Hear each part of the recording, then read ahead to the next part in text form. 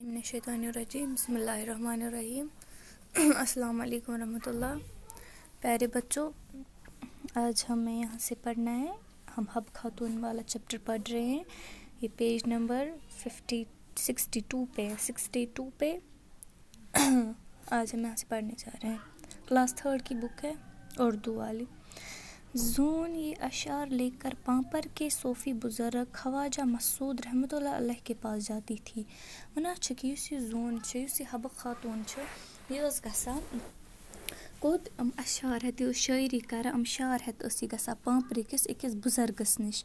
तमिस नाम ख्वाजा मसूद रहमतुल्लाह अलैह।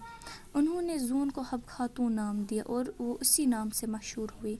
वना कि तमी दुत बुज़ुर्ग ख्वाजा मसूद रहमतुल्लाह अलैह अमे दुत जून हब खातून नाव। तमी सत गई से पत सारसी मशहूर।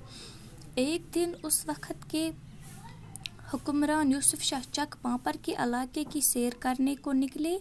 उन्होंने हब खातून की मीठी आवाज़ सुनी और वो उस पर फ़रिफ्ता हुआ। वना कि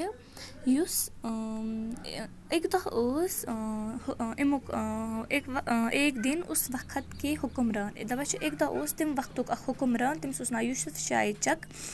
सह गो पांपर किस अक्स इलाकस मज सैर करने। अत बूझ अमिस हब खातून सज मीठ आवाज़। अमिस ज़्यादा असल हल्का मीठ आवाज़ स। युथी अमिस आवाज़ बूझ यह बने अमिस दीवाना। अमिस पे इश्क।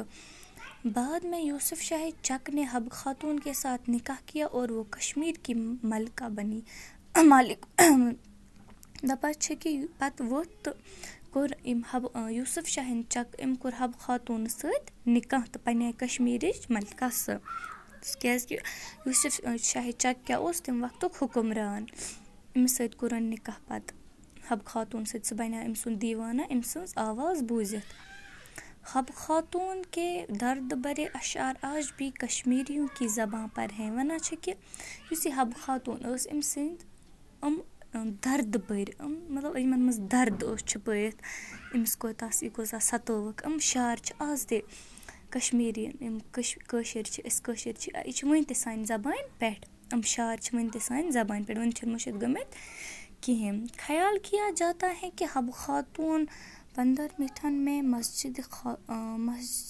मस्जिद हब खातून के करीब दफन है। वना कि यह ख्याल किया जाता है मतलब सोचने कि यह कत दफन तती मस्जिद हब खातून तथ करीब आमज दफन करना। ख्याल यह करना।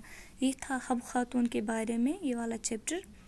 आज के लिए इतना ही। कल यहाँ से अल्फाज माने देखेंगे और थोड़े बहुत क्वेश्चन आंसर्स करेंगे इंशाअल्लाह।